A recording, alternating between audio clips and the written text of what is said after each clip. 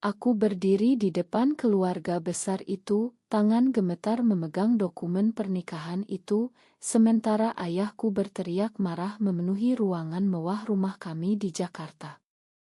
Tak seorang pun menyangka bahwa perjanjian yang kubuat diam-diam bertahun lalu akan menghancurkan segala citra sempurna yang mereka jaga selama ini. Suara Bapak Wijaya menggelegar seperti petir. Ibuku menangis terseduh di kursi kayu jati, dan saudara-saudaraku memandangku seolah aku telah membunuh nama baik keluarga. Dokumen itu, yang sudah dicap notaris di Belanda 5 tahun silam, kini terbuka lebar di atas meja makan marmer, membuktikan bahwa aku, Rina, bukan lagi gadis penurut yang mereka kenal. "Ini bohong besar," teriak Bapak, wajahnya merah padam di bawah lampu kristal. Tapi aku tak mundur.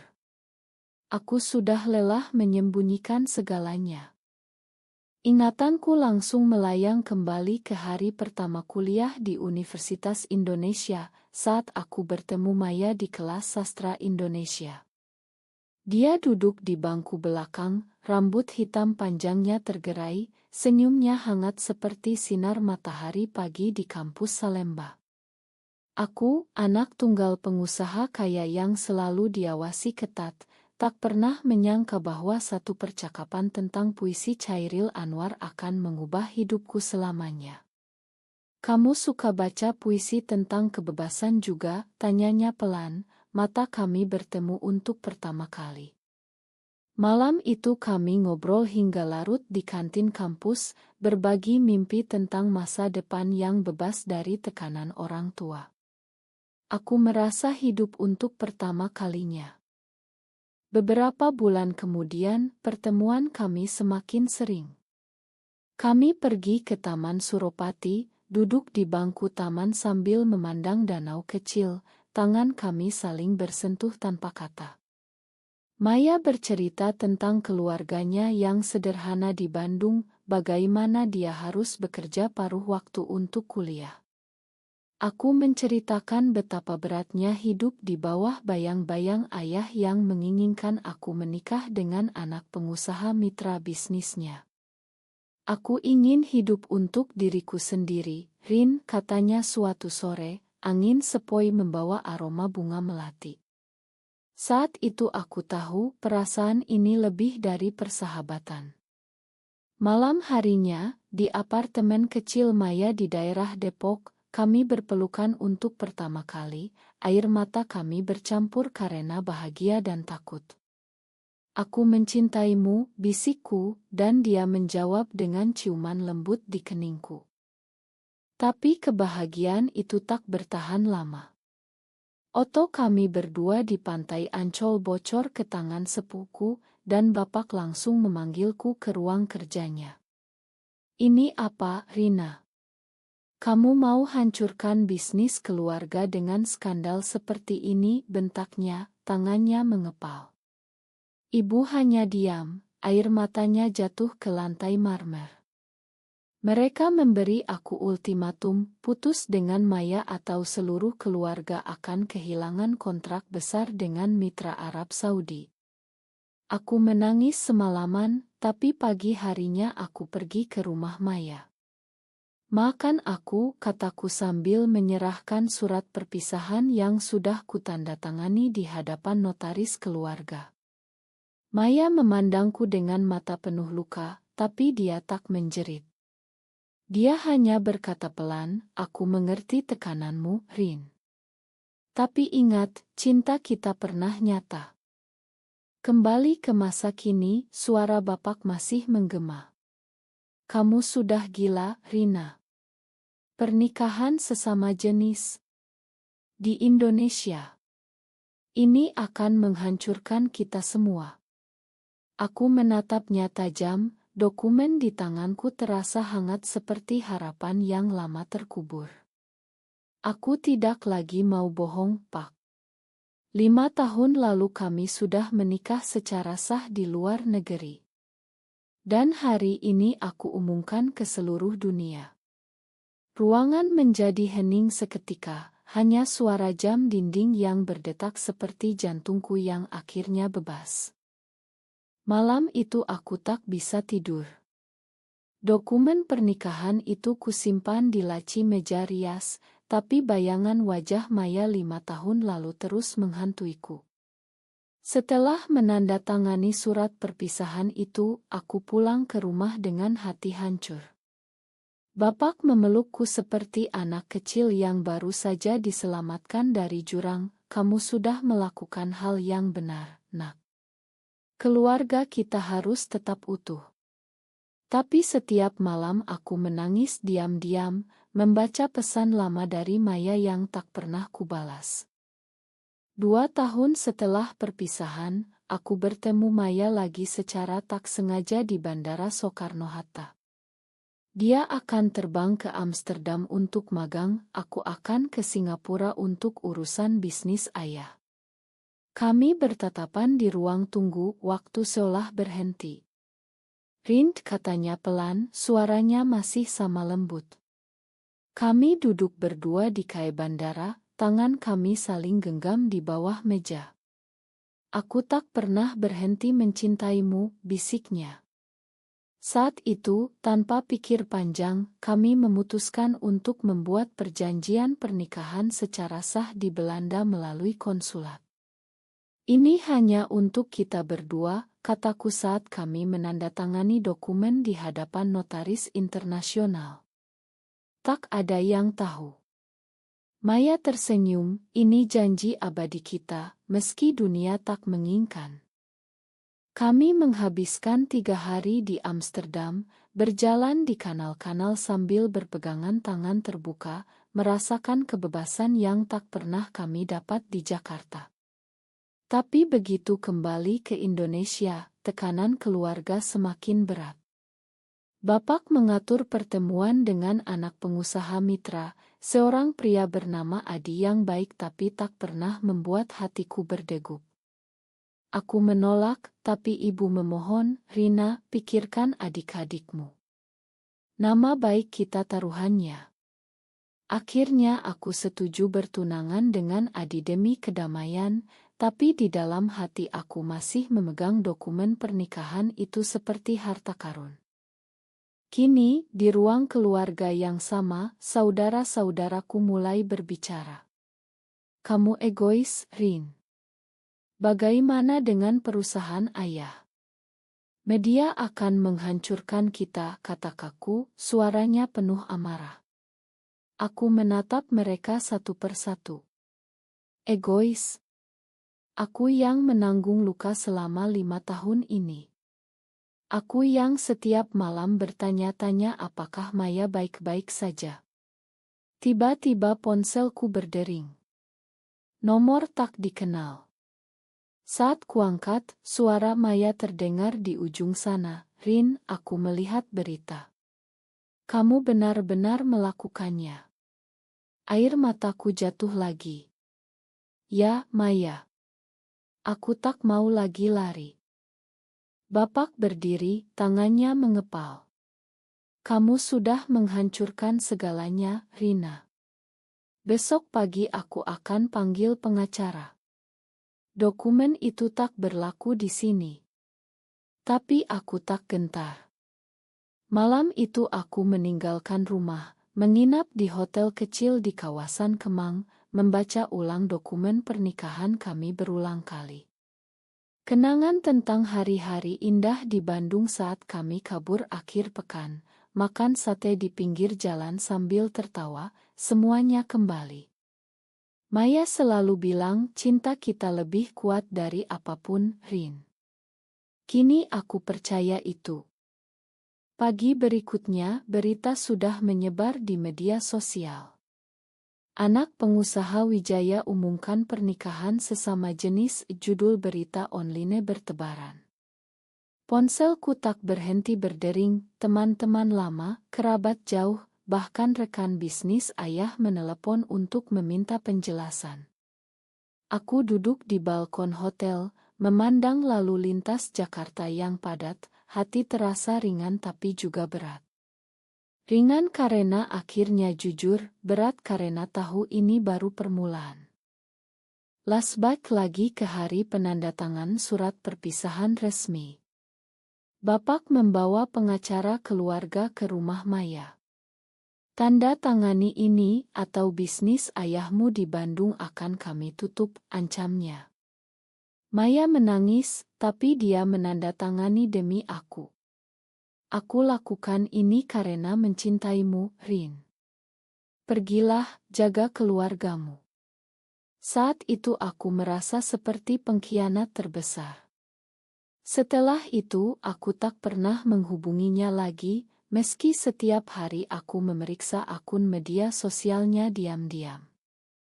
Di masa kini, ibuku datang ke hotel sore harinya. Matanya bengkak. Rina, pulanglah. Bapak sudah sakit karena ini. Aku memeluknya erat. Ma, aku sudah dewasa. Aku tak bisa terus bohong pada diri sendiri. Ibu menangis di bahuku, kami hanya ingin yang terbaik untukmu, nak.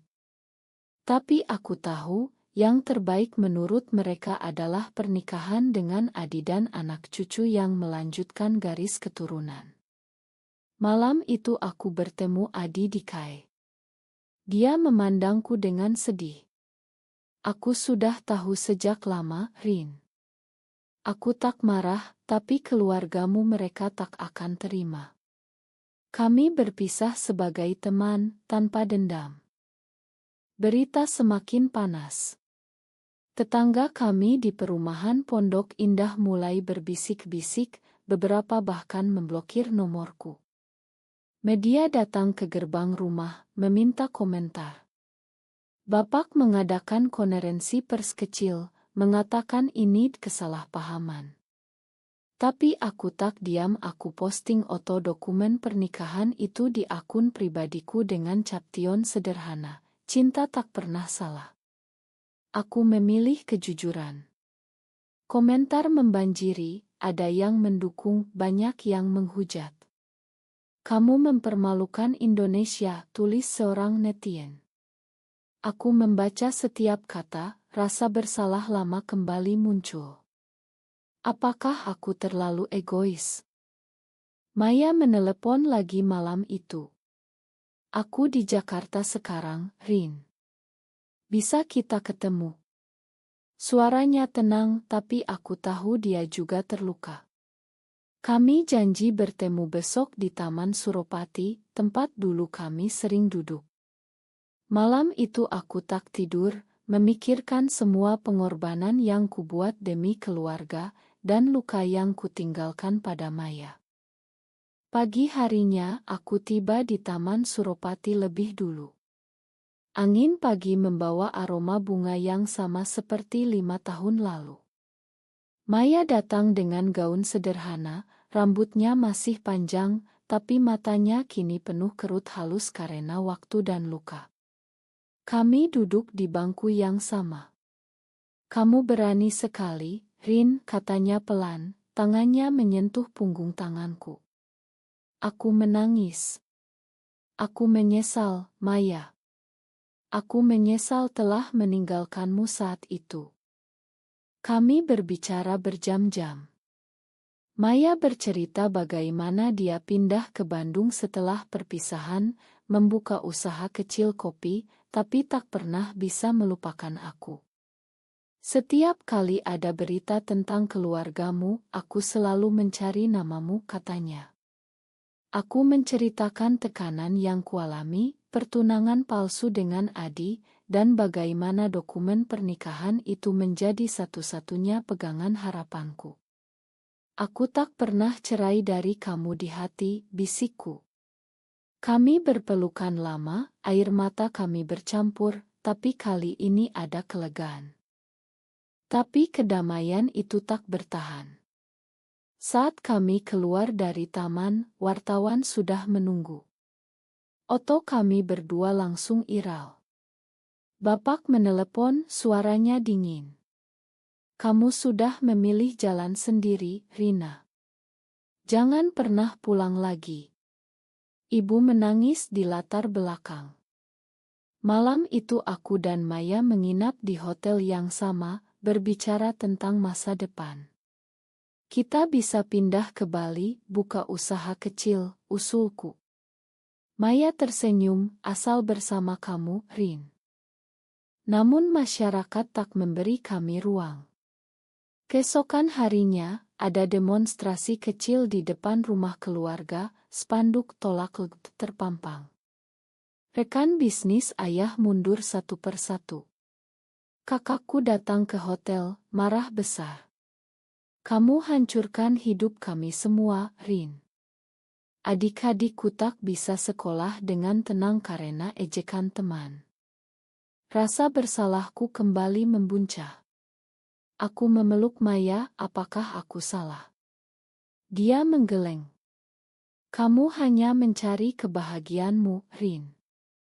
Tapi keluargamu juga manusia. Konfrontasi semakin sengit.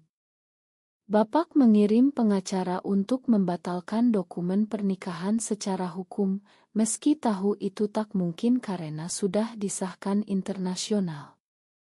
Ibu datang diam-diam ke hotel, membawa pakaian dan makanan kesukaanku.